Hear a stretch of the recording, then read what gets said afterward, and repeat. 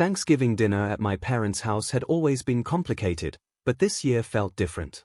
The usual faces were gathered around the table: my father Thomas, my mother Barbara, my older brother Kyle, and my younger sister Melissa. I sat at the end of the table, quietly eating my turkey while the conversation swirled around me. My name is Captain James Preston, and at 31 years old, I had spent the last 9 years serving my country in the United States Air Force. But to my family, I was just the disappointment who had chosen military service over a real career. Kyle was holding court as usual, talking about his latest promotion at his tech company. The board approved my equity package today. Another $200,000 in stock options. Not bad for a year's work. My father beamed with pride. That's my boy. Always knew you'd be successful. Melissa chimed in about her architecture firm winning some prestigious award. My mother clutched her chest dramatically. I'm so proud of both of you. Real accomplishments in the real world. Nobody asked about my work. They never did. Finally, my father turned to me with that dismissive look I knew too well. James, still playing soldier? When are you going to get a real job? I set down my fork carefully. I have a real job, Dad. I'm a captain in the Air Force. Kyle laughed. Right, but what do you actually do? March around? Salute people? That's not a career path, little brother. I could have told them the truth. I could have explained that I was a senior intelligence analyst with top-secret clearance, working on classified operations that literally protected national security. I could have mentioned the commendations, the critical missions, the lives saved because of intelligence I had analyzed and reported. But I had learned years ago that my family wasn't interested in hearing about my achievements. They had decided long ago that my choice to join the military instead of going to business school was a failure. So I just said, I analyze intelligence data. Melissa rolled her eyes. That sounds thrilling. Do you get dental insurance at least? The table erupted in laughter. Even my mother giggled. I felt my face burning but kept my expression neutral. This was nothing new. Every family gathering for the past 9 years had included some version of this conversation. My service was a joke to them. My rank meant nothing. My dedication to protecting the country was dismissed as playing dress-up. The benefits are actually very good, I said quietly. My father waved his hand dismissively. Benefits don't make up for wasted potential, son. You had a full scholarship to Stanford Business School. You could have been making real money by now, like your brother. Kyle grinned. Instead, you're taking orders from people who probably make less than my assistant. I took a deep breath. I'm proud of what I do. I serve my country. That matters to me even if it doesn't matter to you. My mother sighed dramatically. James, don't be so sensitive. We're just concerned about your future. Military service is fine for some people, but you're a Preston. We have standards. The conversation moved on, leaving me to finish my meal in silence. After dinner, I helped clear the table while Kyle and Melissa retreated to the living room with drinks. My mother stopped me in the kitchen. James, honey, your father and I have been talking. It's not too late to go back to school. Get an MBA. Start a real career. You're only 31. I looked at my mother, really looked at her. She genuinely believed she was helping me. She couldn't comprehend that I had already built a career I was proud of. Mom, I appreciate the concern, but I'm exactly where I want to be. She patted my arm like I was a confused child. You say that now, but you'll regret it when you're older and everyone else has retirement funds and stock portfolios. The military doesn't set you up for life, sweetheart. I wanted to tell her about my security clearance, which would make me incredibly valuable in the private sector if I ever chose to leave. I wanted to explain the retirement benefits, the education programs, the opportunities one had. Instead, I just nodded and finished loading the dishwasher. I left my parents' house that evening feeling the familiar weight of disappointment. Not my disappointment in myself, but the burden of carrying their disappointment in me. As I drove back to my apartment near the base, my phone rang. It was my commanding officer, Colonel Anderson. Preston, sorry to bother you on Thanksgiving, but we have a situation developing. I need you at the base in 30 minutes. I made a U-turn immediately. On my way, sir. When I arrived at the base, the operations center was buzzing with activity. Colonel Anderson pulled me aside. We've intercepted communications suggesting a credible threat to a U.S. embassy in Eastern Europe. I need your team to analyze the intelligence and provide actionable recommendations within 12 hours. This was what I did. This was what my family couldn't understand. For the next 11 hours, my team and I worked through mountains of intercepted communications, satellite imagery, and human intelligence reports. We identified the threat, located the actors, and provided specific recommendations that allowed U.S. forces to neutralize the danger before anyone was hurt. By Friday afternoon, I was exhausted but satisfied. We had prevented what could have been a catastrophic attack. The Secretary of Defense personally called Colonel Anderson to commend our work.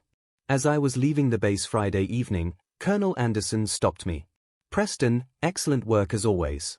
I'm recommending you for early promotion to Major. You've more than earned it." I thanked him and headed home, my mind already shifting to the weekend ahead. I had promised to attend my nephew's birthday party on Saturday at my parents' house. I almost called to cancel, still stinging from Thanksgiving dinner, but I didn't want to punish my nephew for my family's behavior. Saturday afternoon, I arrived at my parents' house to find the usual chaos of a children's birthday party.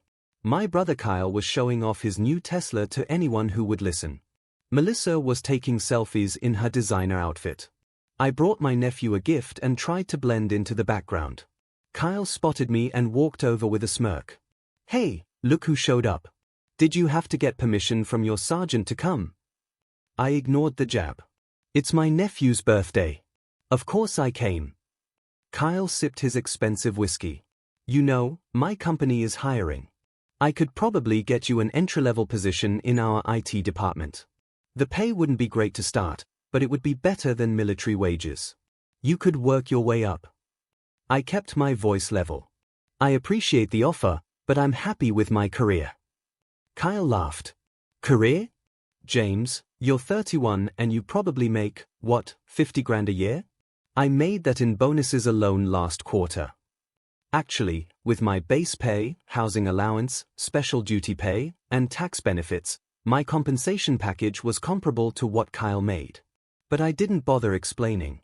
He wouldn't have listened anyway. The party continued, and I found myself standing alone in the backyard, watching the kids play. My phone buzzed with a text from Colonel Anderson. "Need to see you Monday 0600. Important briefing. Wear dress blues." Monday morning, I arrived at Colonel Anderson's office at exactly 6 a.m. in my dress blue uniform. Also present was a two-star general I had never met before, Major General Patricia Hawkins. I saluted sharply. "Captain Preston reporting as ordered, sir." Colonel Anderson returned my salute. "At ease, Captain. General Hawkins is here from the Pentagon. She has something important to discuss with you." General Hawkins looked at me with an appraising expression. "Captain Preston, your work on the embassy threat last week was exceptional. More than that, your track record over the past 3 years has caught the attention of some very senior people in the Department of Defense." I stood straighter but said nothing. "We have a situation that requires someone with your specific skill set and clearance level. I can't provide details here, but it involves a time-sensitive intelligence operation that could have significant national security implications." She paused. "I need you to come to Washington for a classified briefing. Tomorrow. Can you be ready?" I didn't hesitate. "Yes, Good," General Hawkins said. "A helicopter will pick you up tomorrow at 1400 hours. Bring enough for 3 days. The briefing is at the Pentagon." After she left, Colonel Anderson looked at me with something like pride. "Whatever they're pulling you in for, it's big. The general flew here personally just to recruit you. Don't screw it up, Preston."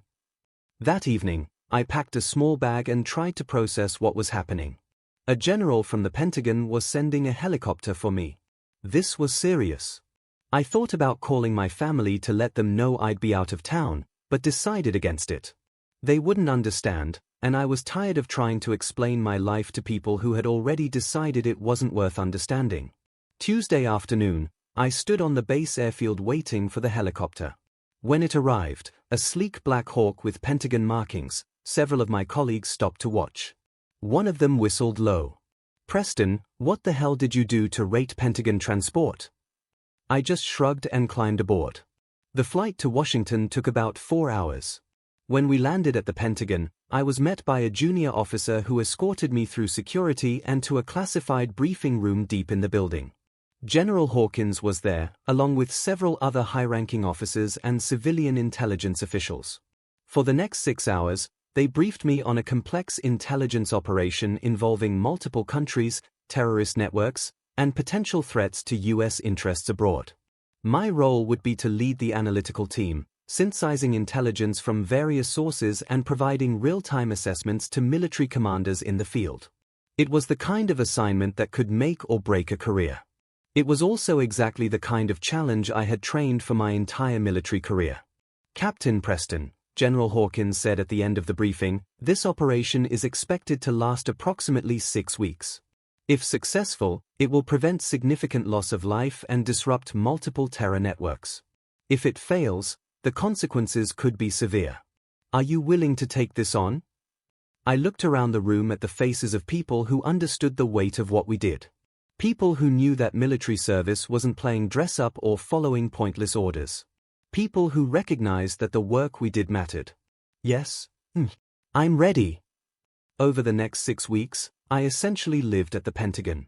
My team worked 18-hour days, analyzing intelligence feeds, tracking terrorist communications, and providing actionable intelligence to Special Operations Forces conducting raids across 3 continents.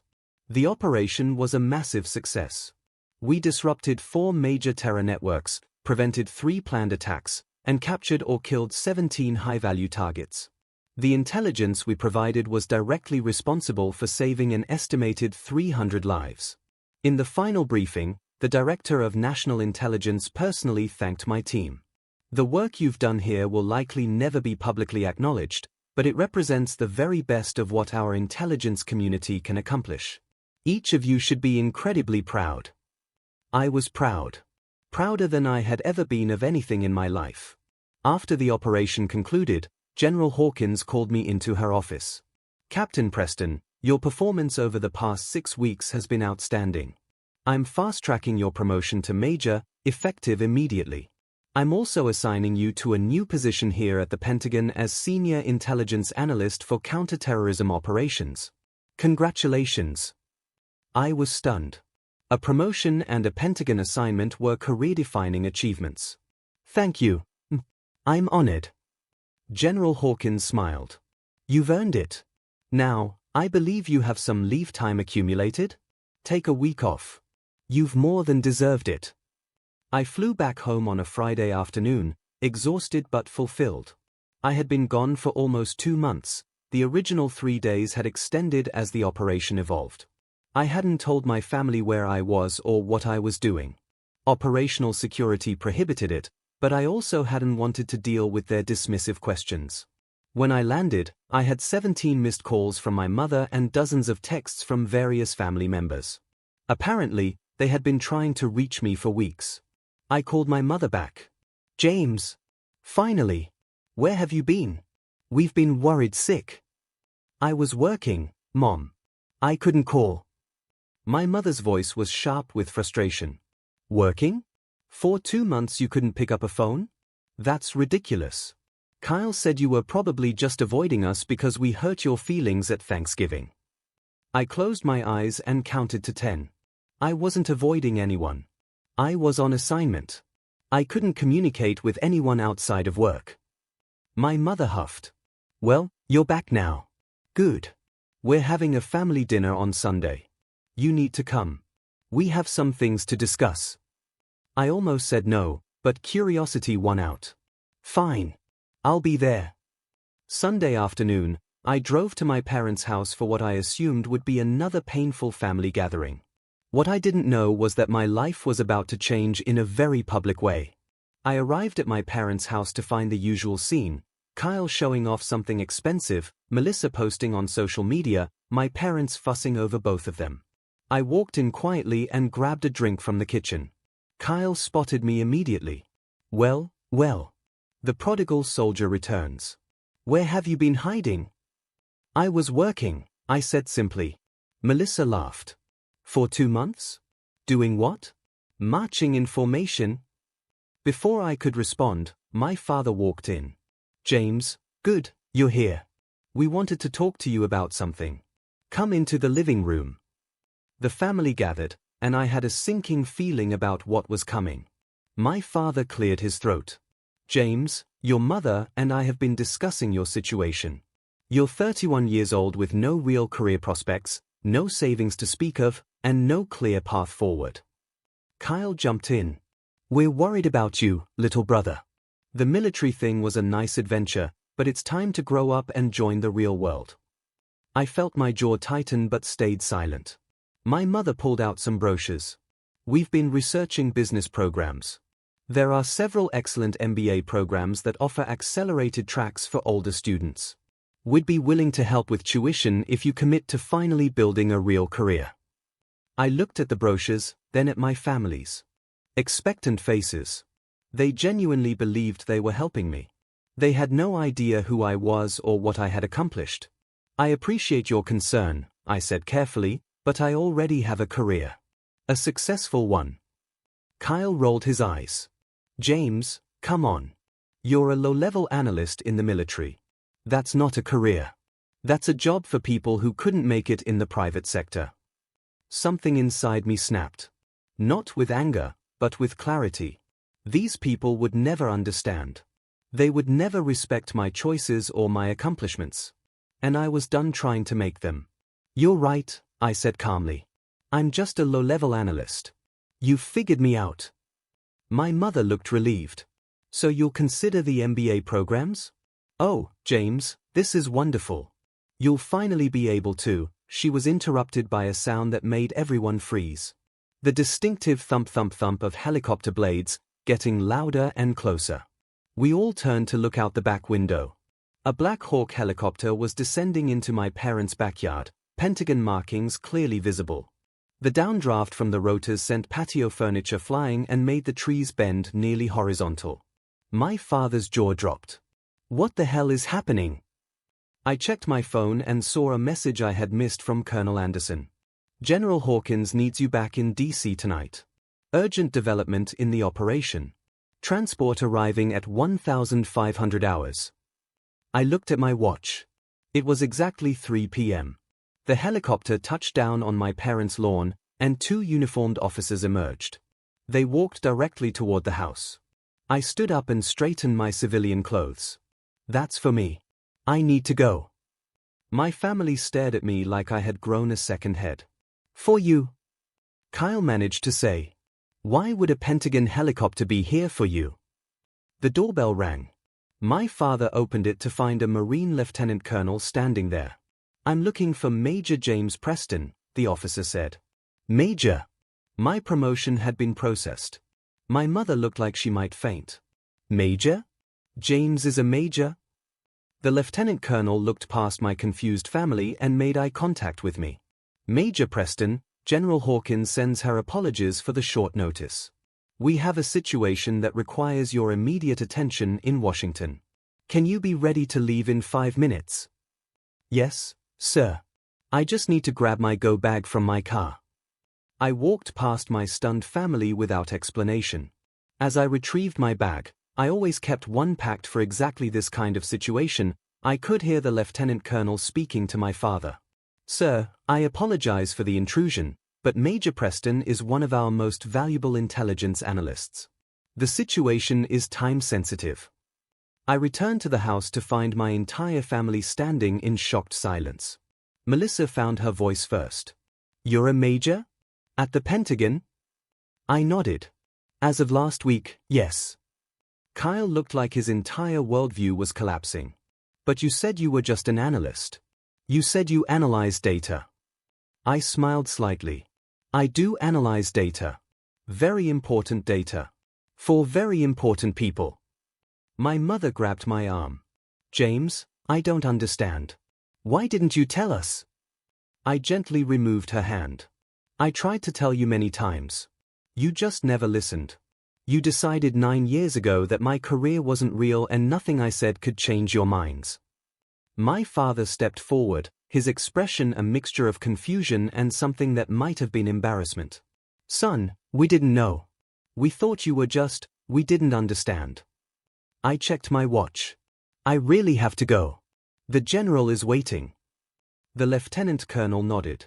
We need to depart immediately, Major. As I walked toward the helicopter, my family followed me outside. Neighbors were emerging from their houses, staring at the military helicopter sitting in my parents' suburban backyard. Kyle caught up to me. James, wait. I'm sorry. We were wrong about you. Can we talk about this when you get back? I paused at the helicopter door. Maybe. But understand something, Kyle. I don't need your approval anymore. I don't need any of your approval. I'm proud of what I do, and I'm good at it. Whether you understand that or not is irrelevant to me now. I climbed into the helicopter. As we lifted off, I looked down at my family standing in their backyard, watching me disappear into the sky. For the first time in 9 years, I felt completely free. The flight back to Washington was quiet.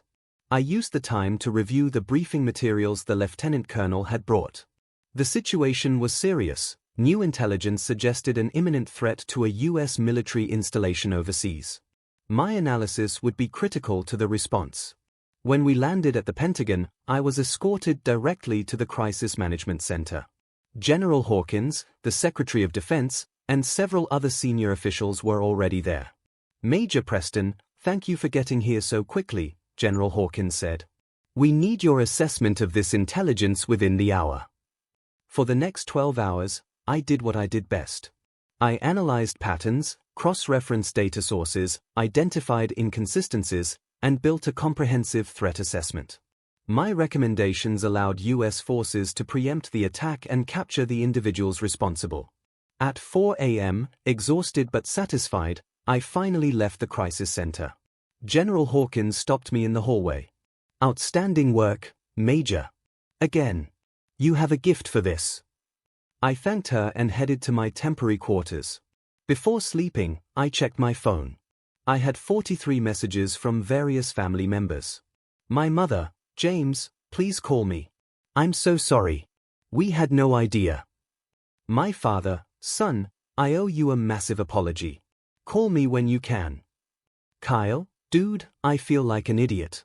You're basically a badass and we treated you like a loser. I'm really sorry. Melissa, OMG James, my friends saw the helicopter video someone posted online. You're like famous now? Call me. I read through them all but didn't respond. I was too tired, and I needed time to process everything. The next morning, I met with General Hawkins about my new assignment. Major Preston, as we discussed, you'll be permanently assigned here at the Pentagon as Senior Intelligence Analyst for Counterterrorism.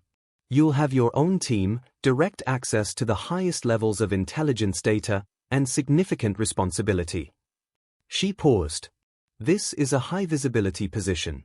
Your work will be briefed to the Secretary of Defense, sometimes to the President. Are you ready for that level of responsibility? I thought about the 9 years I had spent being told my job didn't matter. Yes, I'm ready. I returned home the following week after the immediate crisis was resolved. I had 7 days of leave before I needed to report to my new Pentagon assignment. I spent the first 2 days alone, processing everything that had happened. On the third day, my father called. James, please. Can we talk? Just give us a chance to apologize properly. I agreed to meet him for coffee. He arrived looking older than I remembered, his face lined with what looked like genuine regret. Son, I don't know how to make this right. Your mother and I were so wrong about you, about your career, about everything. I sipped my coffee and waited for him to continue. We were so focused on traditional success, money, status, corporate advancement, that we couldn't see what you were actually accomplishing. We were blind and arrogant and we hurt you. I'm deeply sorry. His apology seemed genuine. Why didn't you ever ask about what I actually did? Why did you just assume it wasn't important? My father looked ashamed. Honestly? Because I was disappointed you didn't follow the path I wanted for you. I had this vision of all my children being business executives, making lots of money, moving in the same social circles. When you chose the military, it felt like rejection. I shook my head. It was never about rejecting you, Dad. It was about finding my own path. I'm good at what I do. I make a real difference. People's lives are saved because of the work I do. My father reached across the table. I see that now. The helicopter landing in our backyard was a wake-up call. James, you're doing something important and meaningful. I'm sorry it took something that dramatic for me to realize it. We talked for another hour. It wasn't a complete resolution. 9 years of dismissal and mockery couldn't be erased with one conversation, but it was a start. Over the next few days, I had similar conversations with my mother, Kyle, and Melissa. Each of them apologized in their own way. Kyle was perhaps the most humbled. I've been thinking about what you do versus what I do, he said. I optimize software for ad targeting. You literally save lives. There's no comparison. I'm sorry I was such an ass about it. Melissa admitted she had been parroting our parents' attitudes without ever forming her own opinion. I never even asked you about your work. I just assumed it wasn't interesting. That was so wrong of me. My mother was the most emotional. I bragged about Kyle's promotions and Melissa's awards to everyone. But I never once told my friends about your service, your rank, your accomplishments. I was ashamed when I should have been proud. Can you forgive me? I thought about it carefully. I can work toward forgiveness. But things can't go back to how they were. You all need to understand that my career is just as valid and important as Kyle's or Melissa's. Maybe more important in some ways. They all agreed. Whether they truly understood or not remained to be seen, but at least they were trying. Before I left to start my Pentagon assignment, my family threw a dinner in my honor. It was surreal. The same people who had mocked me at Thanksgiving were now treating me like a returning hero. My father gave a toast. To James, who had the courage to follow his own path and the dedication to excel at it. We're proud of you, son. We always should have been. I appreciated the gesture, but I also recognized it for what it was, a response to external validation. They respected me now because a general had sent a helicopter for me, not because they had suddenly understood the inherent value of military service. Still, I accepted their apologies and their newfound respect. Family was complicated, and people were capable of growth and change. My new position at the Pentagon was everything I had hoped for. I led a team of 15 analysts, briefed senior officials weekly, and worked on operations that genuinely protected American lives and interests. 6 months into the assignment, I was awarded the Defense Meritorious Service Medal for my work on the counterterrorism operation. The ceremony was held at the Pentagon, and I invited my family to attend. Watching my parents, Kyle, and Melissa sit in the audience as a 2-star general pinned the medal to my uniform was surreal. Afterward, my mother hugged me with tears in her eyes. I'm so proud of you, James. I'm sorry it took me so long to say that. My father shook my hand firmly. You're doing important work, son. Thank you for your service. The words I had needed to hear for 9 years finally came. And while part of me wished they had come sooner, I was grateful they came at all. A year after the helicopter landed in my parents' backyard, I was promoted to lieutenant colonel. At 33, I was one of the youngest officers to reach that rank in my field. My family attended the promotion ceremony, and this time their pride seemed genuine and unconditional. Kyle pulled me aside afterward. You know, I've been thinking about what you said about making a real difference. I'm actually considering leaving my company to work in cybersecurity for the government. Using my skills for something that matters. I smiled. That would be great, Kyle. We need good people. As I looked around at my family, imperfect, flawed, but trying, I realized something important. The helicopter hadn't just changed how they saw me. It had changed how I saw myself. For 9 years, I had carried the weight of their disapproval, always trying to prove myself worthy of their respect. But that day when the Pentagon sent a helicopter to my parents' backyard, I had finally understood a fundamental truth. I didn't need their approval. I had already proven my worth. to my country, to my commanders, and most importantly, to myself. My family had mocked my military job, dismissed my service, and belittled my accomplishments. But when that helicopter appeared, it forced them to see what I had always known, that service and sacrifice and dedication to something larger than yourself mattered more than stock options and corporate titles. I was Lieutenant Colonel James Preston, Senior Intelligence Analyst at the Pentagon, and I was exactly where I was supposed to be. The helicopter had been a dramatic wake-up call for my family. But for me, it was simply confirmation of a choice I had never regretted making. I served my country. I protected American lives. And I had finally learned to be proud of that regardless of who else understood its value. That was the real victory.